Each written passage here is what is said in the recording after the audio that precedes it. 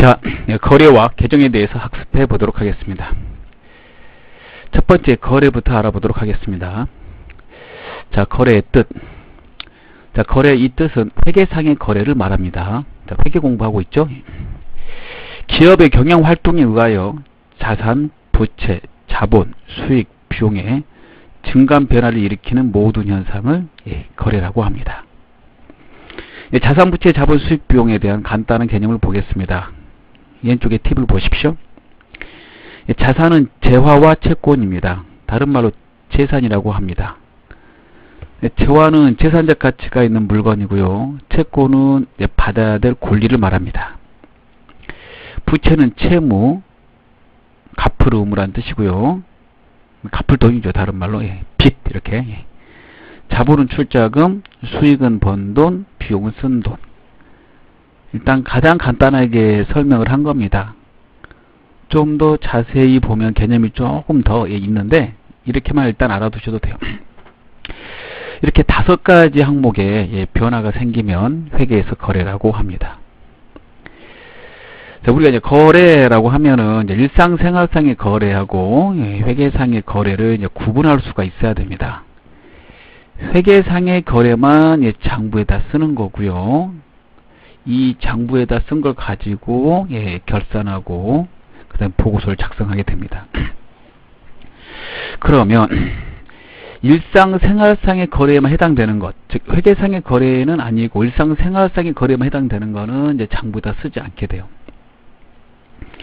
자, 거래라고 우리 흔히 말하면 그 거래는 회계상의 거래일 수도 있고 일상생활상의 거래일 수도 있고 그 거래가 회계상과 일상생활상의 거래 두 가지 중복되는 거래일 수도 있어요. 두 가지 일치되는 거래일 수도 있습니다.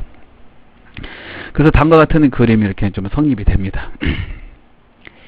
자, 회계상의 거래는 자산, 부채, 자본, 수익, 비용의 이제 변화기 때문에요. 이렇게 늘어나거나 줄어드는 그런 변화기 때문에 이 5가지가 아니면 회계상의 거래라고 안 합니다.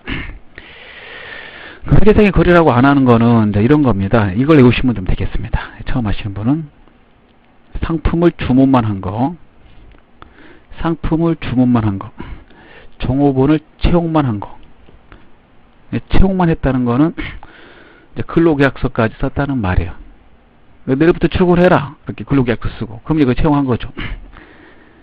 채용을 한 거는 우리가 일상생활에서는 거래라고 하지만 회계에서는 거래라고 안 합니다. 왜 그러냐면 자산, 부채, 자본, 수익, 비용의 변화가 생기지 않았기 때문에 그렇죠.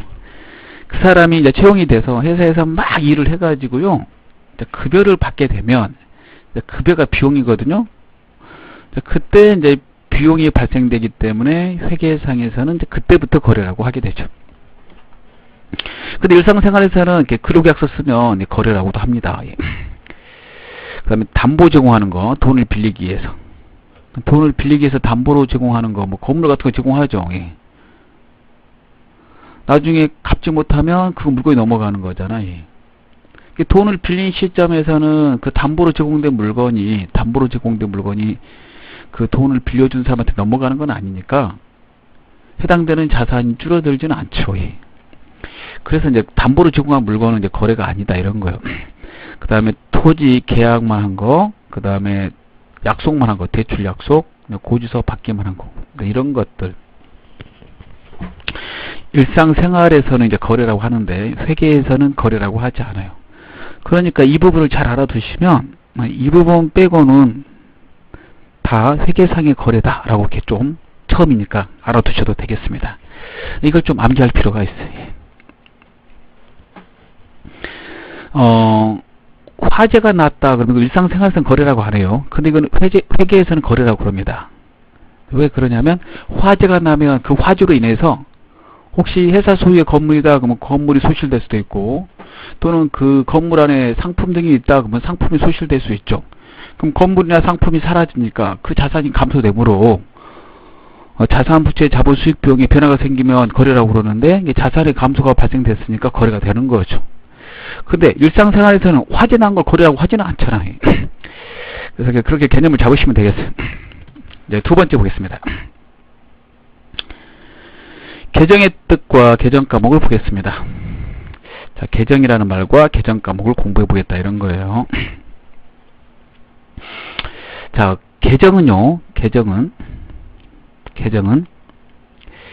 거래 변동 내역을 장부에 기록하기 위하여 구체적인 항목을 세워 기록할 필요가 있는데, 이때 같은 종류와 성질을 가진 것을 항목별로 나누어 기록, 계산, 정리하기 위하여 설정된 단위를 계정이라고 합니다. 계정이라고. 지금 회계에서는 같은 종류와 성질을 가진 항목을 5개로 분류해요. 앞에서도 나왔는데 자산, 부채, 자본, 수익, 비용, 이게 5가지로 구분합니다.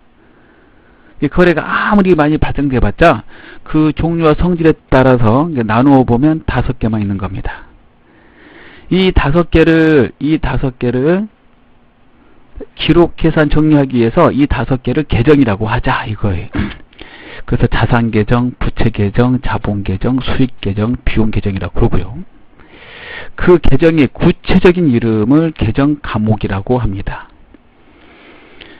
예를 들어서 자산에는 현금, 그 다음에 받아야 될 외상 매출금, 그 다음에 상품, 건물, 토지, 이런 거 자산입니다. 그 종류에 따라서 구분해 보면 자산이에요.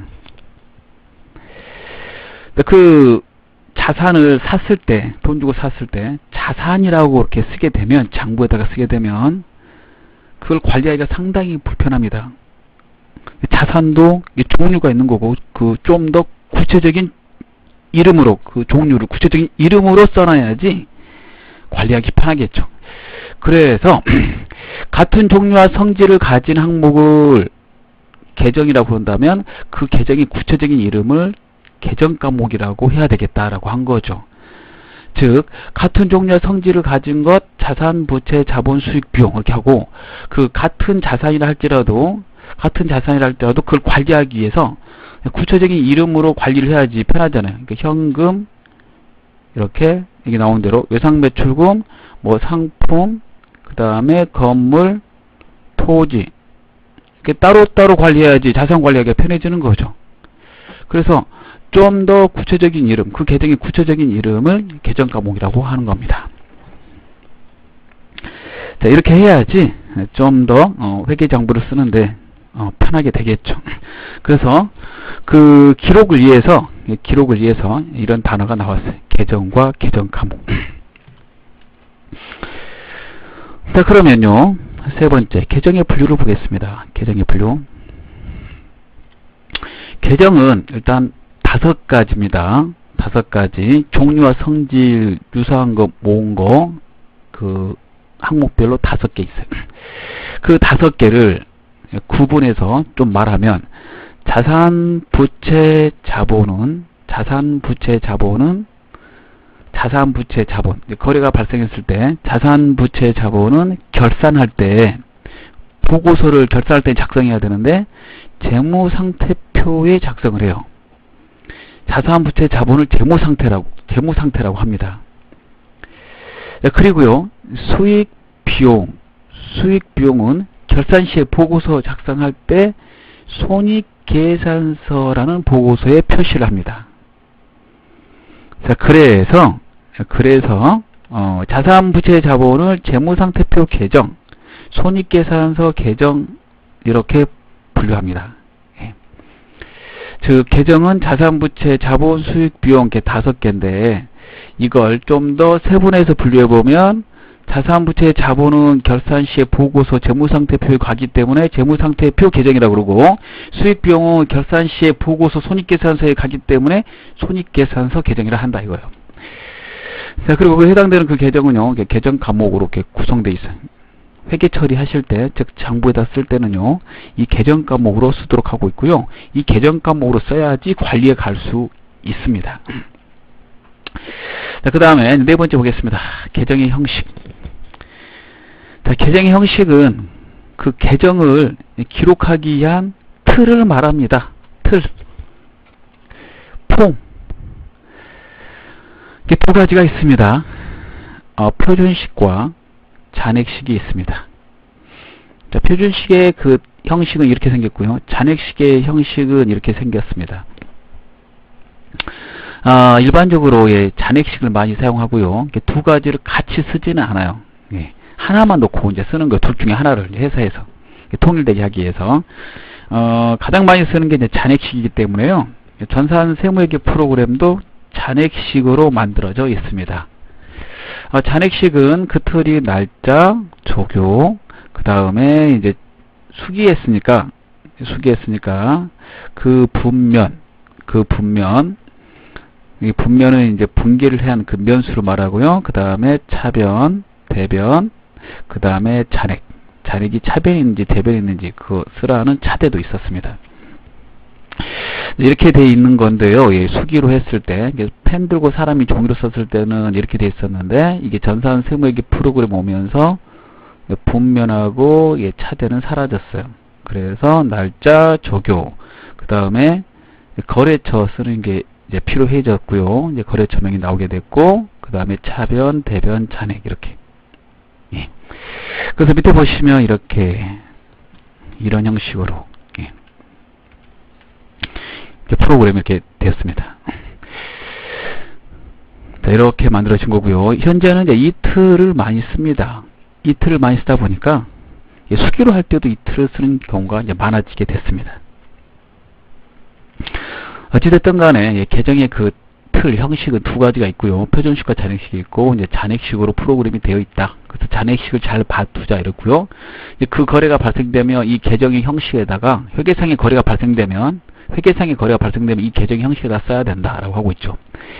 그런데 이제 공부를 하다 보면 시험 문제를 내거나 그러다 보면 이 형식을 그리려면 시간이 오래 걸립니다. 그래서 공부를 할 때는 밑에 거 이 형식을 써요. 이렇게 T자 모양 형식을 쓰게 돼요. T자 모양 형식. 해당되는 이제 거래의 그 계정 과목을 가운데다 쓰고요. 그 다음에 날짜 써주고 금액 쓰고 이렇게 씁니다. 자, 그리고 좀 눈여겨봐야 될게요. 왼쪽 부분 이렇게 차변, 오른쪽 부분 대변이라는 이 단어를 눈여겨봐야 됩니다. 시험 문제 내거나 그럴 때는 이 계정의 형식이 잔액식으로 실무 프로그램이 되어 있지만 이렇게 안 나오고 이렇게 나온다. 자, 이렇게 되어 있는 형식이 먼저 머릿속에 들어가야 되고요. 그 다음에 두 번째는 이것도 들어와야 되죠. 예. 그 다음에 이 계정 계좌라는 말은 옆에 팁을 보시면 아시다시피 계정을 기록하기 위한 장소를 말합니다. 계정의 왼쪽을 차변, 오른쪽을 대변이라고 이제 그런다는 거. 차변, 대변. 회계에서 이제 쓰는 용어가 되겠습니다. 계정 형식지에 보면 왼쪽 차변, 오른쪽 대변이라고 한다. 잔액식은 차변, 대변이 나와 있지만 표준식에는 이제 없었고요. 이게 바로 왼쪽 차변이고 오른쪽 대변이라고 이렇게 말을 합니다. 그럼 좀 더 보죠. 이 계정의 형식지에다 놓고 어떻게 써야 되는지. 자, 그걸 위해서 5번을 보도록 하겠습니다. 계정의 형식지에 보면 이제 금액을 쓰는 부분이 왼쪽과 오른쪽 두 가지로 구성되어 있습니다. 다시 한번 볼게요. 예. 이렇게 금액 쓰는 부분이 이게 두 개로 구성되어 있죠. 이렇게. 그 잔액식에는 잔액만 하나 더 있을 뿐이에요. 금액을 쓰는 부분이 이게 두 곳이 된 이유가 있는데요. 모든 거래는 운임과 결과로 발생되기 때문에 그렇다. 그래서 그 거래가 발생되면 운임 쪽에 만약에 10만원의 금액이 발생된다면 결과 쪽도 10만원이 발생돼야 된다.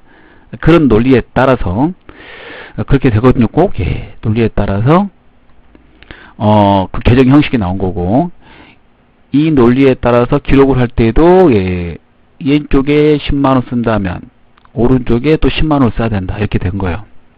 이 운임과 결과는 이제 바뀔 수도 있어요. 예. 이 결과가 먼저 올 수도 있고, 그 다음 운임이 뒤에 올 수도 있고. 예. 그래서 두 번 써야 된다는 이제 말이 나오게 됐고, 그래서 왼쪽 오른쪽으로 두 번 써야 된다고 해서 그 두 자리가 생기게 됐고요. 이렇게 두 자리에다가 기록을 한다고 해서 우리가 복식부기, 복식회계라는 말이 등장하게 된 겁니다. 그래서 우리가 복식부기, 복식회계라고 그래요. 그 두 자리에 그 왼쪽을 차변, 오른쪽을 대변이라고 그러는데 그 두 자리에 이제 쓰는 요령이 나오는데요. 자산이 증가되면 그 계정의 형식 차변에 쓰라고 되어 있고요. 자산이 감소되면 계정의 형식 대변에 쓰라고 되어 있습니다. 그 다음에 부채 증가되면 대변이고요. 부채가 감소되면 차변에 S라고 되어 있습니다. 자본의 증가가 되면 대변을 쓰고 감소되면 차변에 S라고 되어 있습니다. 그 다음에 비용의 발생 차변, 그 다음에 수익의 발생 대변에 S라고 되어 있어요. 자, 이렇게 보면 이게 총 8개인데 이 8개가 거래가 발생되면 생기는 요소다라고 그래서 거래 8요소라고 합니다. 거래의 8요소. 거래는 이 8개로 결합돼서 발생된다라고 해요. 지금 잘 보면 이제 설명이 좀 듣다 보니까 이제 복식부기라는 그 개념이 조금 더 잡혀가죠. 이제 거래는 원인과 결과로 발생되니까 그 거래를 적어야 될 때 금액을 쓰는 자리가 두 곳이 필요하게 돼서 복식이라는 단어를 쓰게 됐고, 그 금액을 쓰게 될 때 자산의 증가는 차변에, 자산의 감소는 대변에 증가가 일어나고 그 다음에 감소가 일어납니다. 부채하고 자본의 증가는 대변에, 부채하고 자본의 감소는 차변에, 그 다음에 비용의 발생은 차변에, 그 다음에 수익의 발생은 대변에 써달라 이거예요. 그래서 거기에 따라서 만약에 쓰게 된다면 이 계정 과목이 현금이다 라고 한다면 현금 2월 1일자로 현금이 만약에 10만원 입금됐다 그러면 현금은 자산이니까 차변에서 10만원 써달라 이거죠. 이렇게 이해되겠죠? 예. 그리고 이제 잔액식으로 쓸 때는 이제 잔액도 10만원 이렇게 쓰게 되겠죠. 잔액은 증가해서 감소를 빼서 쓰게 됩니다. 이게 자산이니까 자산의 증가해서 자산의 감소를 빼게 되면 10만원에서 빼기 0이니까 10만원 되겠죠.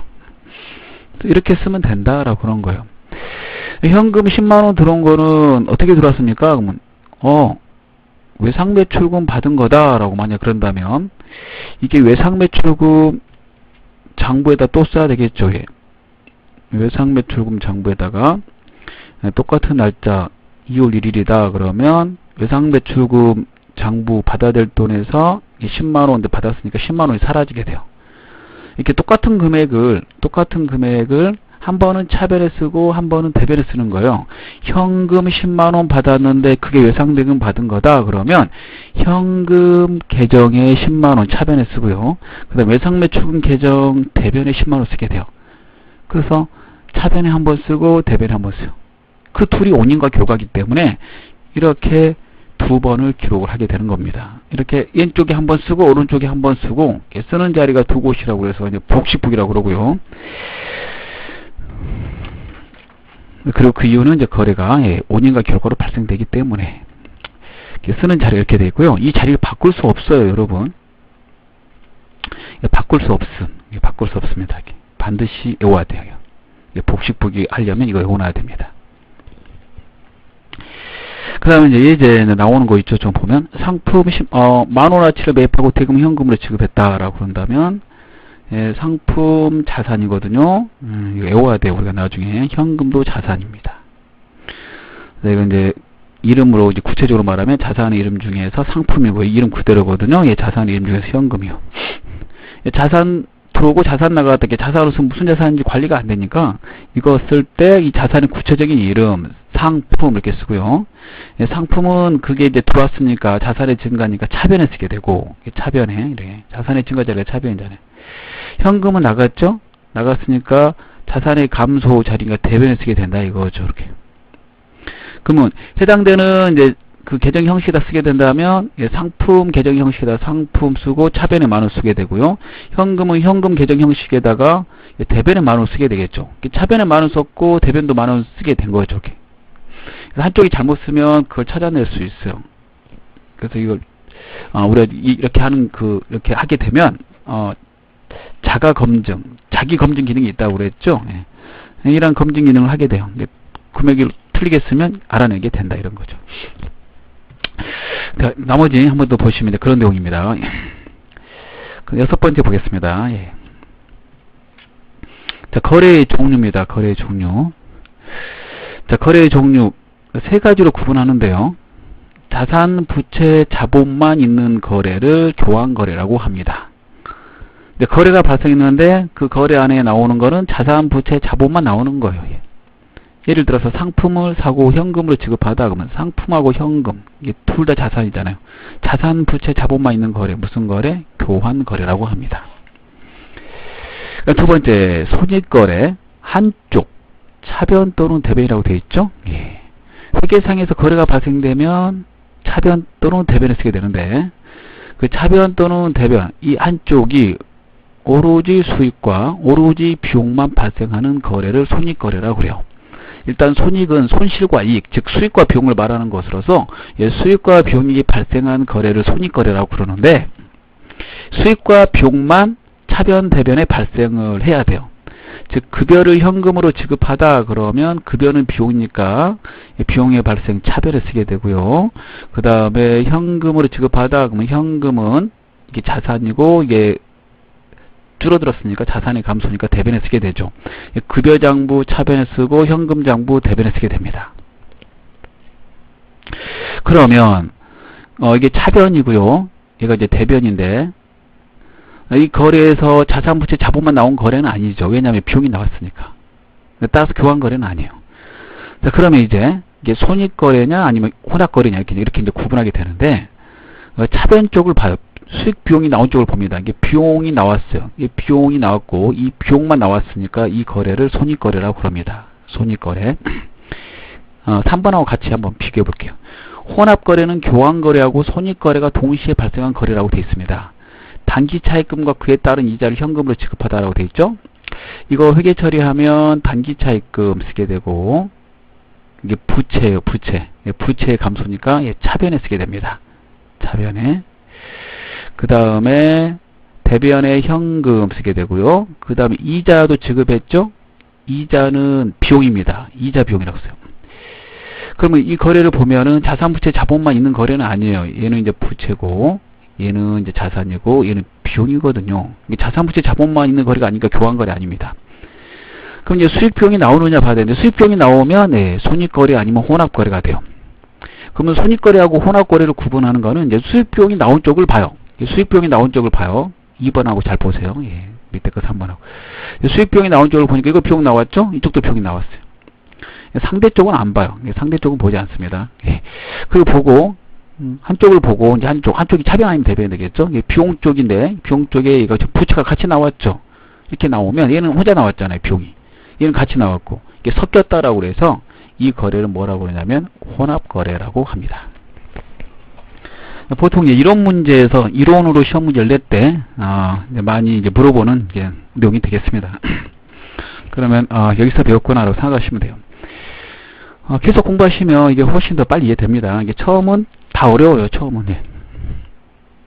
이 계정의 기입 방법을 보겠습니다. 계정의 기입은 이제 거래의 8요소에 맞춰서 하는 거예요. 이렇게 8요소에 맞춰서 이 계정의 형식을 가르쳐주고 그 계정의 형식을 어떻게 이제 써야 되는지 그 거래의 8요소를 가르쳐줬어요. 8요소에 맞춰서 쓰면 됩니다. 그래서 7번에 계정의 기입 방법 보면 자산의 증가는 차변에, 자산은 감소는 대변에, 이렇게 증가 감소.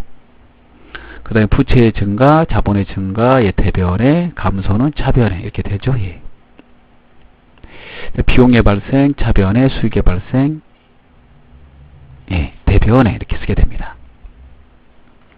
그 다음에 잔액식 쓰게 되면 이제 잔액을 써야 되는데, 잔액은 어떻게 쓰냐면 자산부터 말하면, 자산 계정부터 말하면 자산의 증가에서 자산의 감소를 빼요. 차변에서 대변 빼서 쓰게 돼요. 그럼 차변 쪽이 더 커야지 잔액이 생기게 되겠죠. 차변에서 대변을 뺐을 때 차변에서 대변을 빼고 남은 거, 그게 잔액이 됩니다.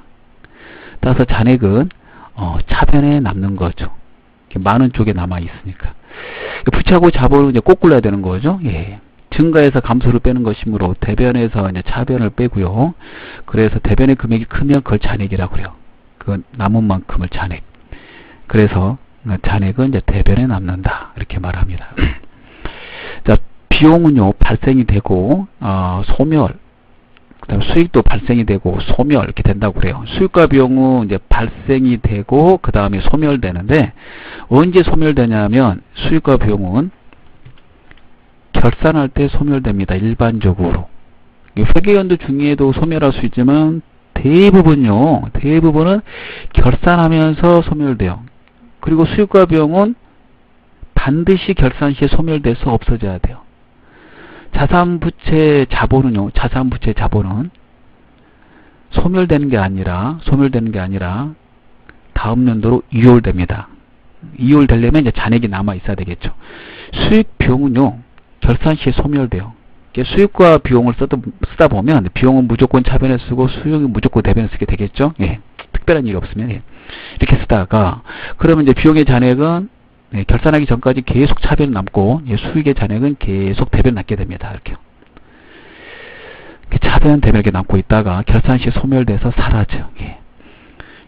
수익과 비용은 그 해에 발생된 수익이 얼마고 번기 얼마고 그 해에 쓴 돈이 얼마인지 그걸 확인하기 위해서 임시적으로 사용하는 계정이므로 결산 시에 그걸 소멸시키도록 되어 있습니다.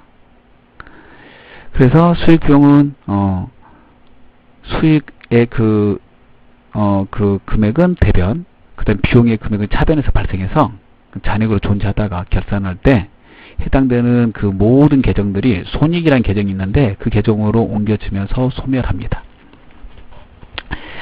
예, 수익 비용 계정은 결산 시에 소멸하고 이제 마감하게 되는데요. 그럴 때 이 손익 계정이라는 걸 사용해요. 손익 계정.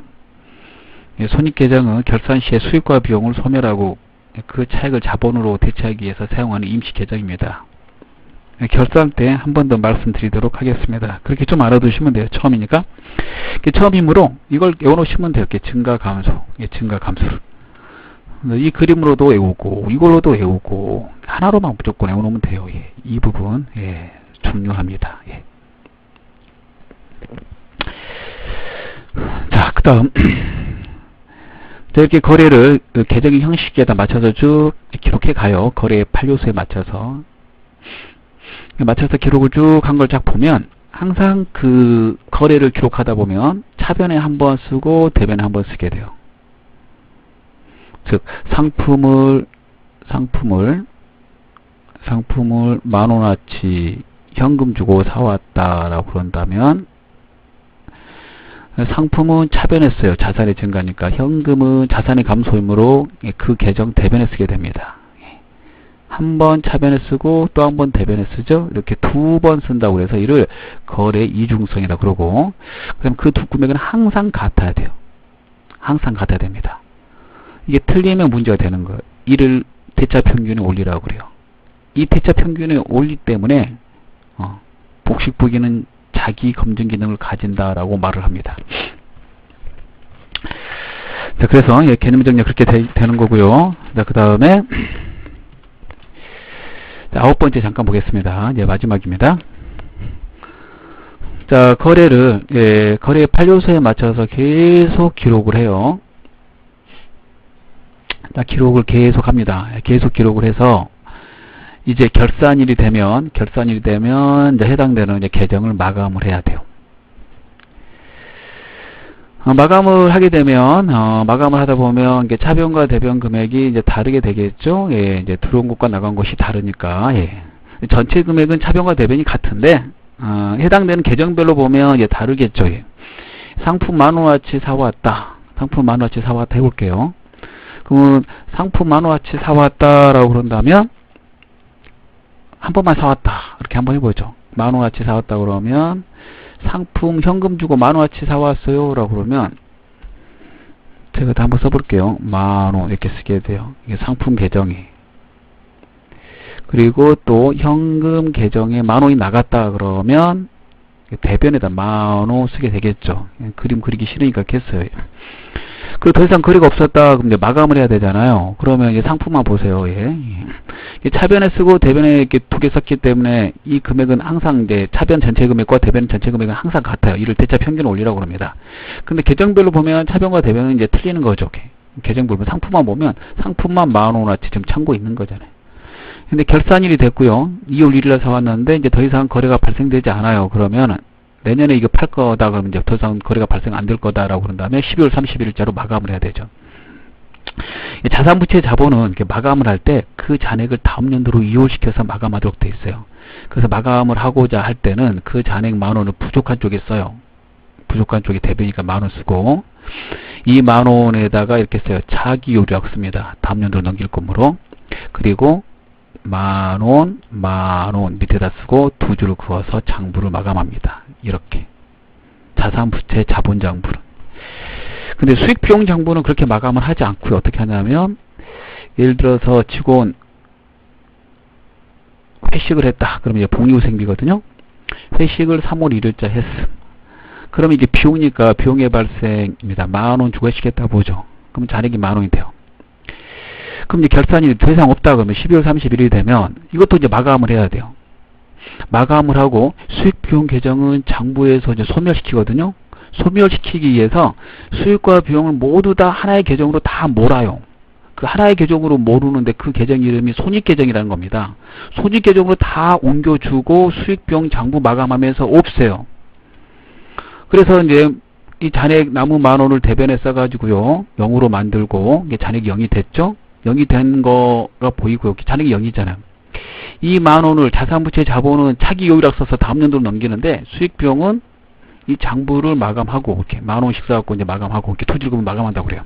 그 다음에 이 수익 비용을 손익계정으로 옮겨주는 거죠. T자로 쓰면 이렇게 손익계정으로 옮겨서 이 비용 쪽에 차대니까 10,000원 이렇게 옮겨주고 그 다음에 수익 쪽도 계속 대변에다 써서 옮겨줘가지고 여기에서 수익이 큰지 비용이 큰지 그걸 알아낸 다음에 그 차액을 자본으로 옮겨주고 예, 손익계정도 없애면서 꺼내게 됩니다. 그래서 결산 시에 장부를 이제 마감하는 순서가 있는데 자산, 부채, 자본, 장부를 먼저 마감하지 않고 수익, 비용, 장부를 먼저 마감해요. 어떤 계정을 사용해서 마감하냐면 손익이라는 계정을 사용해서 수익, 비용 계정을 먼저 마감합니다. 손익이라는 계정으로 다 옮긴 다음에 그 차액을 자본 계정으로 옮겨줘요. 그래서 수익, 비용 계정을 먼저 마감하라고 그래요. 자본 계정으로 옮겨야 되니까 수익, 비용의 차액을. 그런 다음에 자산, 부채, 자본은 차기율이라는 단어를 써서 마감을 하게 됩니다.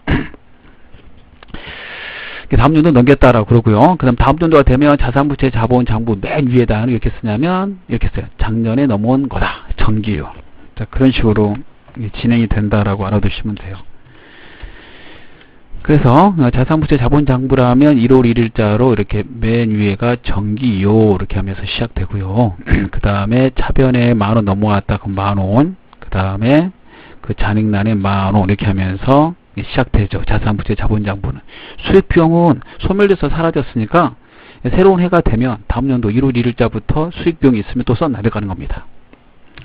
자, 이렇게 조금 알아두시면 되겠습니다. 자, 이번 시간 여기까지 하도록 하겠습니다. 예, 감사합니다.